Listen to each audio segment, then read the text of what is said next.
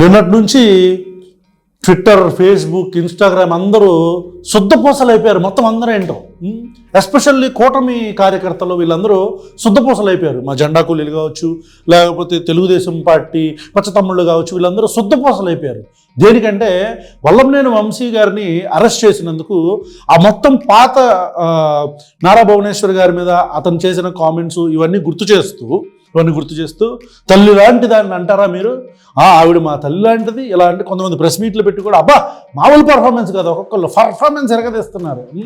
అయితే ఈ శుద్ధపూసలందరికీ కొద్దిగా ఫ్లాష్ బ్యాక్ గుర్తు చేద్దాం అనుకుంటున్నాను నేను. కొద్దిగా ఫ్లాష్ బ్యాక్. ఇప్పుడు 2009కి వెళ్దాం మనం. 2008-9కి అప్పట్లో చిరంజీవి గారు ప్రజారాజ్యం పార్టీ అని చెప్పిన ఒక పార్టీ పెట్టినప్పుడు రాజకీయంగా విమర్శించాల్సిన ప్రత్యర్థులందరూ కలిసి చిరంజీవి గారిని అప్పుడు ప్రజారాజ్యం పార్టీ జెండాలు మోసాం మేము కూడా బెజవాడలో. అయితే యంగ్ బ్లడ్ కదా మరి అది అట్లా. అయితే చిరంజీవి గారి ఆ పర్టికులర్ పాయింట్లో అంటే ప్రజారాజ్యం పెట్టిన సందర్భంలో చిరంజీవి గారిని రాజకీయంగా విమర్శించకుండా తెలుగుదేశం పార్టీ, ఇప్పుడు ఏ తెలుగుదేశం పార్టీ అయితే శుద్ధపోస కబుర్లు చెప్తున్నారో అప్పట్లో తెలుగుదేశం పార్టీ తెలుగు మహిళా అధ్యక్షురాలుగా రోజా గారిని పెట్టారులే. అప్పుడు తెలుగుదేశం పార్టీ అఫీషియల్గా ప్రెస్ మీట్ పెట్టించి చిరంజీవి గారిని ఏమనిపించారో తెలుసా? ఇంట్లో ఆడవాళ్ళని కంట్రోల్ చేసుకోలేనోడివి నువ్వు, ఇంట్లో ఆడవాళ్ళని మేనేజ్ చేయలేనోడివి, కంట్రోల్ చేసుకోలేనోడివి నువ్వు రాష్ట్రాన్ని పాలిస్తావా? ముందు నువ్వు వెళ్ళి ఇంట్లో ఆడవాళ్ళని కంట్రోల్ చేసుకో అంటే చిరంజీవి గారి కూతురు ఇష్టపడి ఒక అతన్ని ప్రేమించిన అతన్ని, ఇష్టపడిన అతన్ని ఇంట్లో ఒప్పుకోవట్లేదని చెప్పిన అమ్మాయి పెళ్లి చేసుకుంటే బయటికి వెళ్ళి ఇష్టపడి పెళ్లి చేసుకున్న పిల్లల్నిద్దరిని టార్గెట్ చేసి అప్పుడు 2008-9 గురించి మాట్లాడుతున్నా ఈ రాజకీయ లూప్లోకి తీసుకొచ్చి వాళ్ళని పెట్టి చిరంజీవి గారిని మానసికంగా ఇబ్బంది పెట్టారు. ఎవరో తెలుగుదేశం పార్టీ కార్యకర్తలు, official spokes person Telugu Desam party మాట్లాడిచ్చింది Chandrababu Naidu గారు కదా. అప్పుడు ఎవరు మాట్లాడిచ్చారు మరి? అంటే ఇప్పుడు నారా భువనేశ్వరి గారి గురించి మాట్లాడి బాధపడుతున్న వాళ్ళకి చిరంజీవి గారి కూతురు అమ్మాయి కాదా? చిరంజీవి గారి ఇంట్లో ఉన్నవాళ్ళు ఆడపిల్లలు కాదా? అంటే మన ఇంట్లో జరిగితేనే మనకు బాధ, మనకి. అది అయిపోయిందా? ఆ తర్వాత చిరంజీవి గారు ఈ కామెంట్స్ వచ్చిన తర్వాత మరి చిరంజీవి గారు ఏం తక్కువ తినలేదుగా. అప్పుడు ప్రజారాజ్యం పార్టీలో ఇమీడియట్గా అప్పట్లో శోభారాణి, మరి ఆవిడ ఎక్కడున్నారు? ఇప్పుడు రాజకీయంగా యాక్టివ్గా లేరు. అప్పట్లో 2009లో శోభారాణి అని చెప్పని ఒక ఆవిడ్ని మహిళా రాజ్యం అధ్యక్షురాలుగా పెట్టారు. ఆవిడేం మాట్లాడేది తెలుసా? రోజా గారి గురించి డైరెక్ట్గా, రోజా నువ్వు సినిమాల్లో ఉన్నప్పుడు ఎవరెవరితో ఏమేం చేశావో అని ఇండైరెక్ట్గా మాట్లాడి రోజా గారి వ్యక్తిగత జీవితాన్ని, ఆ క్యారెక్టర్ని అసాసినేట్ చేసే మాటలు మాట్లాడి చిరంజీవి గారు కూడా అఫీషియల్గా ప్రజారాజ్యం పార్టీలో మళ్ళీ మదర్ తెరిసా బొమ్మ, మదర్ తెరిసా, అంబేద్కర్ బొమ్మలు ఇవన్నీ, పూలే, జ్యోతిరావు పూలే బాగా గుర్తునే ఇంకా మర్చిపోలేకపోతున్నాం ఆ పిక్చర్స్.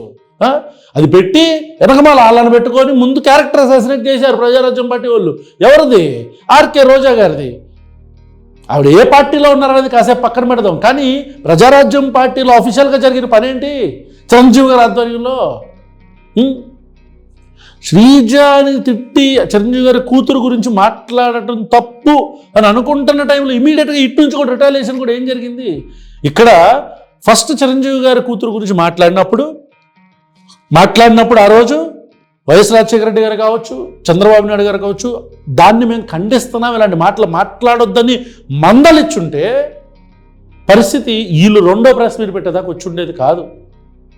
ఒకవేళ ఈయన కూడా, చిరంజీవి గారు కూడా మాట్లాడారని పట్టించకూడదు, గట్టిగా నిలబడాలనుకొని వాళ్ళు పెంట తింటారు, మనం కూడా తింటామా అని అనుకొని దాన్ని వదిలేసి ఉంటే బాగుండేది. కానీ ఈయన కూడా అదే తానులో ముక్కను నేను కూడా అట్లాగే మాట్లాడిస్తానని రోజా గారిని విపరీతంగా తిట్టించాడు.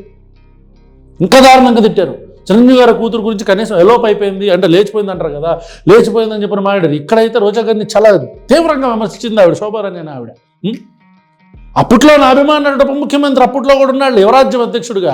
ఆయన దగ్గరికి వెళ్ళి మైక్ పెడితే ఆయన ఏమన్నాడు తెలుసా? ఒకవేళ ఈ వీడియో పవన్ కళ్యాణ్ గారు మీరు చూస్తే గుర్తు తెచ్చుకోండి. ఆ రోజు మైక్ మీ దగ్గర పెడితే రోజా గురించి మాట్లాడాలంటే నాకు ఏదోలా ఉంది, మాట్లాడితే ఆవిడ ఇవన్నీ నేను బయట తీయాల్సి వస్తుందని చెప్పని అన్నాడు. ఎతికితే బయట కూడా కనిపిస్తుంది మీకు, పవన్ కళ్యాణ్ అంటే రోజా పిఆర్పీ టైం అని చెప్పని కొట్టండి. ఇట్లా ఒకళ్ళనొకళ్ళు విమర్శించుకుంటూ క్యారెక్టర్ అసాసినేట్ చేసుకుంటూ వచ్చి ఆఖరికి బాలకృష్ణ గారి ఆ భార్య ఎలాంటి రాజకీయాలకు సంబంధం లేకుండా ఆవిడ గురించి ఎంత దారుణంగా మాట్లాడారో ఒక ప్రొడ్యూసర్కి లింక్ పెట్టి. అంటే రాజకీయాల్లోకి ఆడవాళ్ళ గురించి తీసుకొచ్చి, ఇంట్లో కుటుంబంలో ఉండే ఆడవాళ్ళ గురించి తీసుకొచ్చి మాట్లాడటం, చాలా చేత్కరించుకునేటట్టు బిహేవ్ చేయటం అప్పటి నుంచే మొదలైంది. ఇది ఇప్పుడు ట్రెండ్ ఏం కాదు. ఇప్పుడు తెలుగుదేశం పార్టీలో కూటమి జనసేన వాళ్ళు మాట్లాడుతున్న శుద్ధపోసలు అందరూ అప్పట్లో మనం మొదలుపెట్టిన ట్రెండే ఇది. అంటే మన ఇంట్లో వాళ్ళకి నారా భువనేశ్వరి గారికి మాత్రం మనోభావాలు ఉంటాయి, నారా లోకేష్కి మాత్రం మనోభావాలు ఉంటాయి, చంద్రబాబు నాయుడు గారికి మాత్రం మనోభావాలు ఉంటాయి, మిగతా వాళ్ళకు ఉండవా? ఇక్కడ ఎవరికి సపోర్ట్ చేయట్లా మేము. వల్లభనేని వంశీమోహన్ మాట్లాడిన రోజు కూడా మేము ఖండించాం, ఇది తప్పు, ఇలా మాట్లాడకూడదని ఈ రోజుకి ఖండిస్తున్నాం. అలా చిరంజీవి గారిది ఆ పర్టికులర్ శకం ముగిసిన తర్వాత మెల్లిగా బాలకృష్ణ గారి భార్య గురించి ఇవన్నీ మాట్లాడారు కదా. 14 నుంచి పవన్ కళ్యాణ్ గారు మన రాజకీయాల్లోకి ఎంట్రీ ఇచ్చిన తర్వాత ఆయన వివాహాల గురించి మాట్లాడటం మొదలుపెట్టారు. అగైన్ ఇదే తెలుగుదేశం పార్టీ, వైఎస్ఆర్సీపీ. ఇక్కడ ఏ పార్టీ కూడా తక్కువేం తినలా. పవన్ కళ్యాణ్ భార్యల గురించి జగన్మోహన్ రెడ్డి గారు డైరెక్ట్గా మాట్లాడారు, ముగ్గురు పిల్లల్ని ఎలా చేసుకుంటారని చెప్పని.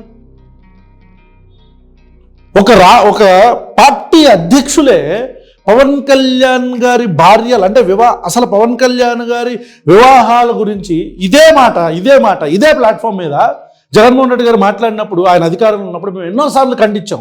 వీడియోస్ ఉంటాయి చూడండి. పవన్ కళ్యాణ్ గారు 3 కాదు 30 పెళ్ళిళ్ళు చేసుకుంటే దానివల్ల ప్రజా జీవితంలో వచ్చిన డిఫరెన్స్ ఏంటి? అమ్మఒడి ఆగిపోతుందా జగన్ గారు? లేకపోతే మీరు పిల్లలకి ఇస్తామనుకుంటున్న ఫీ రియంబర్స్మెంట్ కావచ్చు, లేకపోతే పెన్షన్లు కావచ్చు, రైతు భరోసా, ఇవన్నీ కూడా ఆగిపోతున్నాయా అని అప్పుడు కూడా ప్రశ్నించాం. అప్పుడు మాట్లాడకుండా ఉండాల్సిందిగా జగన్మోహన్ రెడ్డి గారు అప్పుడు మాట్లాడారు. అంటే ఏ రాజకీయ పార్టీ కూడా అతీతం కాదు దీనికి. మనం నార్మలైజ్ చేసేసాం. ఏం నార్మలైజ్ చేసాం? మనం ఇంట్లో ఆడవాళ్ళ గురించి రాజకీయాల్లో మాట్లాడటం నార్మలైజ్ చేసేసాం. వైఎస్ భారతి గారి గురించి భారత్ పే అని పెట్టి, ఫోన్పే సింబల్కి భారత్ పే అని పెట్టి భారతి గారి బొమ్మ పెట్టి స్కానర్ పెట్టిన లుచ్చారా కొడుకులు ఉన్న సొసైటీ కాదు మనది. అది కాదు మన సొసైటీ. అలాంటి సొసైటీలో బతకట్లా మనం. దానికి కౌంటర్గా వైఎస్ఆర్సీపీ వాళ్ళు ఈ నారా బ్రాహ్మణి పాలు అని చెప్పిన హెరిటేజ్కి సంబంధించిన ఇమేజ్ పెట్టి స్కానర్ పెట్టలా. ఇంత దౌర్భాగ్యమైన పరిస్థితుల్లో బతుకుతున్నాం మనం. ఇలాంటి పరిస్థితుల్లో వల్లభనేని వంశీ అనే వ్యక్తి గురించి నేను చెప్తా. వల్లభనేని వంశీ ఒక కరుడు కట్టిన తెలుగుదేశం పార్టీ అభిమాని. నాకు తెలిసిన మా బెజవాడలో ఉన్న ప్రతి ఒక్కడికి తెలిసిన విషయం, గన్నవరం నియోజకవర్గంలో ఎవడిని అడిగినా చెప్తాడు, వల్లభనేని వంశీ అనే వ్యక్తి ఒక కరుడు కట్టిన తెలుగుదేశం పార్టీ అభిమాని. అలాంటి కరుడు కట్టిన తెలుగుదేశం పార్టీ అభిమాని తెలుగుదేశం పార్టీ అధ్యక్షుడి భార్య గురించి తప్పుగా ఎందుకు మాట్లాడాడు? ఎవడన్నా దీని గురించి ఆలోచించారా? ఎవడైనా దీని గురించి ఆలోచించారా? నేను చెప్తా, మీకు మర్చిపోయారేమో. శుద్ధపోస మాట్లాడుతున్న వాళ్ళు, భువనేశ్వరి గారు మా అమ్మ లాంటి వాళ్ళు, అలాంటి వారిని అంటే ఊరుకుంటామంటే కరెక్టే, అనకూడదు. మేము కూడా చెప్తున్నాం, అనకూడదు. మరి వల్లభనేని వంశీకి సంబంధించిన ఫోటో, ఒక పర్సనల్ ఫోటోని, ఆయన ఎవరితోనో ఉన్న ఫోటోని తీసుకొని ఏ పార్టీకి అయితే ఆయన ఊడిగం చేస్తున్నాడో అదే పార్టీకి సంబంధించిన ఫేస్బుక్ పేజెస్లో ఆ ఫోటోలు పెడతాం అనేది, ఆ పేజెస్ అన్ని లోకేష్ కనుసన్నల్లో ఉన్నాయి అనేది నిజం కాదా? డైరెక్ట్గా వల్లభనేని వంశీ నారా లోకేష్ని కాల్ చేసి ఇదిగోండి ఇలా జరుగుతుందని చెప్పని డైరెక్ట్గా వెళ్ళి ఇదిగోండి ఇలా జరుగుతుందని చెప్పి మన పేజెస్లోనే నా గురించి ఇట్లా బ్యాడ్ చేస్తున్నారు, క్యారెక్టర్ అసాసినేట్ చేస్తున్నారు, ఆవిడెవరో అమ్మాయి ఎందుకు తప్పు చేస్తున్నారని అంటే అధినాయకత్వం కూడా మాట్లాడకుండా ఉన్న విషయం కరెక్ట్ కాదా? నందమూరి తారక రామారావు గారు అంటే అభిమానం ఉండొచ్చు, తెలుగుదేశం పార్టీ అంటే ఇష్టం ఉండొచ్చు, కానీ ఎవడైనా సరే వ్యక్తిగత జీవితానికి వస్తే సైలెంట్గా ఉంటారా? బాధపడరా? బయటికి వెళ్ళిపోరా? అంటే మన ఇంట్లో ఆడవాళ్ళు నారా భువనేశ్వరి గారు మాత్రమే ఆడవాళ్ళు, ఆవిడికి మాత్రమే మనోభావాలు అంటే మిగతా వాళ్ళకు ఉండవా? ఆవిడిని అనకూడదు, వీళ్ళని కూడా అనకూడదు కదా. అంటే అధినాయకుడి భార్యకి ఒక ఆత్మగౌరవం, ఎమ్మెల్యే భార్యకు ఒక ఆత్మగౌరవం, ఎమ్మెల్యే కుటుంబ సభ్యులకు ఒక ఆత్మగౌరవం, సామాన్య కార్యకర్తల కుటుంబాలకు ఒక ఆత్మగౌరవం ఉంటుందా?